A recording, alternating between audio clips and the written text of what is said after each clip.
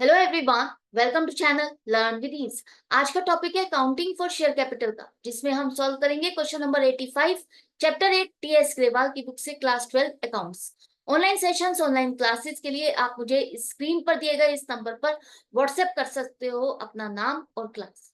अगर आप टीएस ग्रेवाल के साथ साथ डीके गोयल बुक को फॉलो कर रहे हो तो चैनल की प्लेलिस्ट को क्लिक करो, आपको न्यू एडिशन के सॉल्यूशंस अपलोडेड मिलेंगे। साथ में ही कम्युनिटी सेक्शन में एमसीक्यूज मिलेंगे क्विज के फॉर्मेट में और एमसीक्यूज के सॉल्यूशन शॉर्ट्स में। तो बहुत कुछ है चैनल पर, विजिट द चैनल। अच्छा लगे तो शेयर और सब्सक्राइब जरूर करना। क्वेश्चन में दिया है कि जेसीवी लिमिटेड एक कंपनी जिसने 200 शेयर्स को फोरफिट किया, कैंसिल किया। 10 रुपए का एक शेयर है, 10 रुपए फेस वैल्यू है, जिसे 2 रुपए प्रीमियम के साथ कंपनी ने इशू किया। कंपनी ने इन शेयर्स को फोरफिट क्यों किया, कैंसिल क्यों किया? क्योंकि शेयर होल्डर ने अलॉटमेंट के टाइम पर 3 रुपए की पेमेंट नहीं की। 3 रुपए इंक्लूडिंग प्रीमियम। फर्स्ट और फाइनल कॉल 4 रुपए अभी कंपनी ने डिमांड ही नहीं किए, अलॉटमेंट तक ही डिमांड की।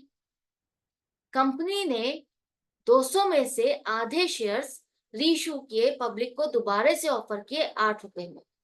आपको जर्नल एंट्रीज बनानी, कैसे करोगे? सबसे पहले देखो, अगर 10 रुपए फेस वैल्यू है एक शेयर की, 2 रुपए प्रीमियम के साथ इशू किया, तो इशू प्राइस क्या हो गया आपका? 12 रुपए। 12 रुपए में से कंपनी ने फाइनल कॉल 4 रुपए की डिमांड नहीं की, तो बाकी 8 रुपए, इसका मतलब कंपनी डिमांड कर चुकी है। 8 रुपए में कंपनी 2 रुपए प्रीमियम और 6 रुपए फेस वैल्यू डिमांड कर चुकी है। टोटल कंपनी को अलॉटमेंट का पैसा नहीं मिला। 6 रुपए में से अलॉटमेंट का पैसा नहीं मिला, जो कि 3 रुपए है। 8 रुपए में से 3 रुपए नहीं मिले, 2 रुपए प्रीमियम का पैसा नहीं मिला और 1 रुपया फेस वैल्यू नहीं मिला। तो बाकी पैसा जो कंपनी को मिला वो कितना है? इसका मतलब कंपनी ने एप्लीकेशन के टाइम पर 5 रुपए डिमांड की, जो कि शेयर होल्डर ने पे किए। तो अब आपको पूरा पता चल गया कि शेयर होल्डर से कितना पैसा मिला, कितना नहीं मिला, कंपनी ने कितना डिमांड किया, अब तक शेयर कैपिटल हमारी कितनी क्रेडिट हो चुकी है। तो जब आपके पास ये डिटेल आ जाती है ना, तो फोर फीचर की एंट्री सुपर इजी हो जाती है। आपको कॉल्ड अप वैल्यू पता चल गई, इसका मतलब है शेयर कैपिटल आपको इतने से ही डेबिट करनी है। क्यों? क्योंकि देखो, कंपनी ने अभी 10 रुपए का शेयर है तो 4 रुपए तो डिमांड ही नहीं किए। इसका मतलब 6 रुपए के हिसाब से अलॉटमेंट तक शेयर कैपिटल की बात हो रही है, तो फेस वैल्यू से ही आप रिलेटेड बात करोगे। तो शेयर कैपिटल अकाउंट को आप अभी तक 6 रुपए के हिसाब से क्रेडिट कर चुके हो। एप्लीकेशन पर 5 रुपए के हिसाब से शेयर कैपिटल अकाउंट में पैसा डाला और अलॉटमेंट की ड्यू की एंट्री बनाते हुए 1 रुपए के हिसाब से आपने शेयर कैपिटल अकाउंट को क्रेडिट किया। आपने तो ये माना कि सभी शेयर्स पर पैसा आ जाएगा, लेकिन बैंक में आपके पास 200 शेयर्स पर पैसा नहीं आया, जिससे नाराज होकर के कंपनी ने शेयर्स को कैंसिल कर दिया। अब 200 शेयर्स का पैसा जब आपने कैंसिल कर दिया, इसका मतलब शेयर कैपिटल भी वहां से हट जाए, नहीं चाहिए। शेयर कैपिटल में तो वही शेयर्स का पैसा रहेगा जो शेयर्स कंपनी अलॉट करती है, जितने शेयर्स कंपनी ने अलॉट किए। अगर शेयर्स कैंसिल किए जा रहे हैं, इसका मतलब ये शेयर्स अलॉट नहीं किए जाएंगे, इनकी अलॉटमेंट कैंसिल हो गई है। तो ये 200 शेयर्स की शेयर कैपिटल वहां से आप हटाओगे। जो आप क्रेडिट कर चुके हो वो आपको पूरी यहाँ से 200 शेयर्स की आपको हटानी पड़ेगी। तो 200 शेयर्स पर 6 रुपए के हिसाब से जो आपने क्रेडिट किए 1200 रुपए, ये डेबिट हो गए। ये समझ में आ गया? इसके बाद आती है बारी, क्या प्रीमियम का पैसा कंपनी ने डिमांड किया तो शेयर होल्डर ने पे किया या नहीं किया? प्रीमियम का पैसा कंपनी डिमांड कर चुकी है अलॉटमेंट के टाइम पर, और अलॉटमेंट के टाइम पर शेयर होल्डर ने पेमेंट नहीं की। इसका मतलब कंपनी को प्रीमियम का पैसा भी नहीं मिला।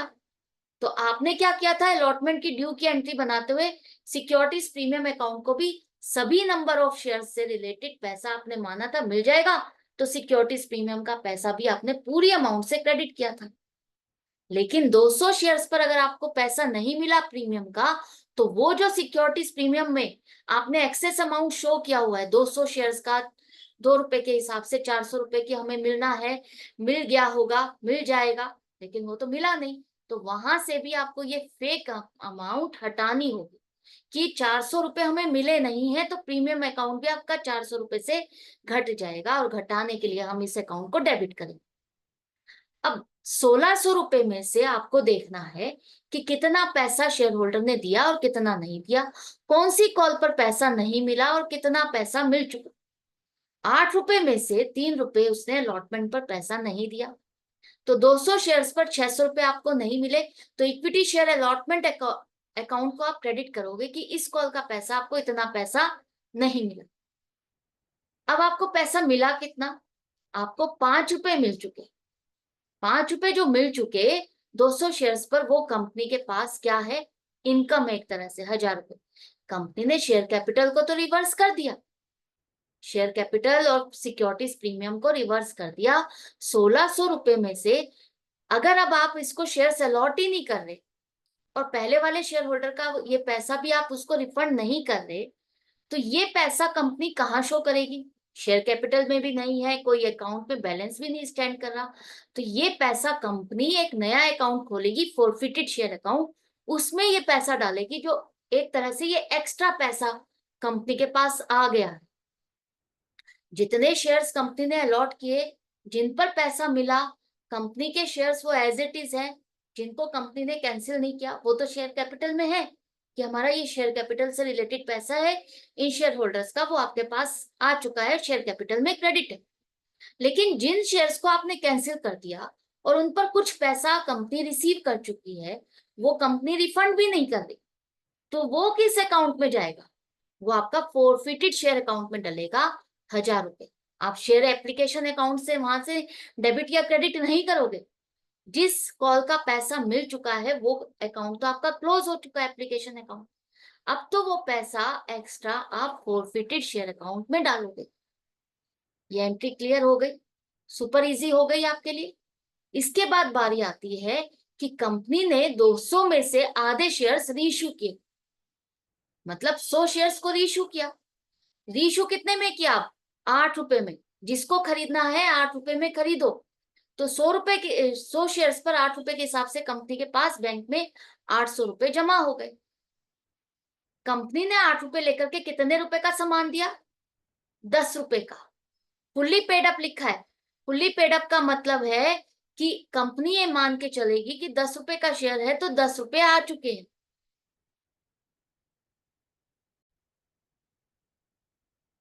बेशक कंपनी को कितने रुपए मिले हैं, 8 रुपए। 8 रुपए लेकर के वो 10 रुपए मान रही है। इसका क्या मतलब है, इसका मतलब है 10 रुपए का सामान कंपनी ने 8 रुपए में बेचा।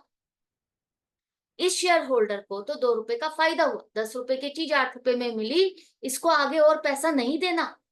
8 रुपए देकर के इसको पूरा शेयर मिल गया है, पूरे 10 रुपए वाला शेयर इसको मिल गया 8 रुपए देकर के। लेकिन कंपनी 8 रुपए लेकर के अब इस शेयर होल्डर से और डिमांड नहीं कर सकती। ये मान के चल रही है कि 10 रुपए का सामान था, 10 रुपए इसको आ चुके हैं, मिले 8 रुपए हैं, तो 2 रुपए का जो कंपनी को नुकसान हो रहा है वो कंपनी का है, वो कंपनी अपनी बुक्स में रिकॉर्ड करेगी, क्योंकि कंपनी ने जो सामान दिया अपना वो 10 रुपए का है। जैसे आपने कई बार देखा ना, सेल पर शॉप्स पर, मार्केट में सेल पर सामान बेचते हैं लोग, तो क्या होता है, वो अपनी वैल्यू से, कॉस्ट से कम पर बेचेंगे, तो कॉस्ट तो उनको ज्यादा पड़ी लेकिन बेचा उन्होंने कम अमाउंट पर, तो जो उनको लॉस हुआ वो उनका लॉस है ना। तो उसी तरह से 10 रुपए का सामान कंपनी ने सेल में बेच दिया, डिस्काउंट पे 8 रुपए में बेच दिया, 2 रुपए का कंपनी का नुकसान वो कंपनी कहाँ से एडजस्ट करेगी अपनी बुक्स में रिकॉर्ड करने के लिए, पहले वाले शेयर होल्डर से जो पैसा आ चुका है उसी से एडजस्ट करेगी। फोरफिटेड शेयर अकाउंट जो आपने क्रेडिट किया हुआ है 1000 रुपए, वहां से 200 रुपए निकालेगी कि रीइश्यू करते हुए नुकसान हुआ, इसी से आप इसको एडजस्ट करोगे। यहाँ पर समझ में आ गया। फोरफिचर और रीइश्यू करने के बाद जो फाइनली एक एंट्री बनती है उसे आपको करना नहीं भूलना। यहाँ पर फोरफिट करने के बाद जितने शेयर्स रीइश्यू हो गए हैं ना, उनकी कहानी पूरी हो गई। शेयर्स तो फोरफिट कैंसिल आपने 200 किए, लेकिन रीइश्यू अगर आपने 100 शेयर्स किए तो इनकी कहानी पूरी हो चुकी है, इनका डिसीजन फाइनल हो चुका कि इन पर कितना फायदा होना था, कितना नुकसान। तो कंपनी देखती है कि इन 100 शेयर्स को रीइश्यू करने के बाद क्या पहले वाले शेयर होल्डर का कुछ पैसा बचा है। पहले वाले शेयर होल्डर से कंपनी को 5 रुपए मिले थे हर शेयर पर, तो 100 शेयर्स पर 5 रुपए के हिसाब से 500 रुपए बने, जिसमें से 2 रुपए का लॉस एडजस्ट किया, ₹200 एडजस्ट करने के बाद ₹3 हर शेयर पर अभी भी बचा है, तो ₹300 कंपनी वहां से निकाल लेगी कि ये अब फाइनल इनकम है, इसको फॉरफिटेड शेयर अकाउंट से निकालो और कैपिटल रिजर्व में डालो। क्योंकि फॉरफिटेड शेयर अकाउंट में वही बैलेंस रहेगा जो शेयर्स आपके कैंसिल है जिन्हें इशू नहीं किया गया, और उनसे रिलेटेड पैसा जितना भी बनता है पर शेयर आपका पहले वाले शेयर होल्डर का, वो उसमें बैलेंस स्टैंड करेगा। तो फॉरफिटेड शेयर अकाउंट में यहां पर अभी भी देखो ₹500 स्टैंड करेंगे। 100 शेयर्स पर ₹5 के हिसाब से ₹500 का क्रेडिट बैलेंस अभी भी रह गया। ₹500 हमने, ₹200 तो यहाँ लॉस में एडजस्ट कर लिए, और ₹300 हमने as a complete income capital reserve में ट्रांसफर कर दी। ये भी एक नया अकाउंट खुला जहां पर आपने फाइनल इनकम कैपिटल रिजर्व में ट्रांसफर किया। तो ये 3 एंट्रीज बनेंगी।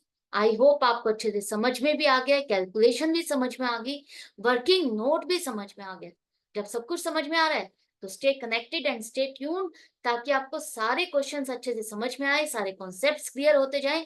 और लाइक का बटन प्रेस जरूर से करो ताकि मुझे पता चले कि मेरी इतनी मेहनत से आपको फायदा हो रहा है या नहीं हो रहा, आपके कॉन्सेप्ट क्लियर हो रहे हैं या नहीं हो रहे। तो इसी तरह से कनेक्टेड रहते हैं, मिलते हैं नेक्स्ट वीडियो में। Goodbye and take care.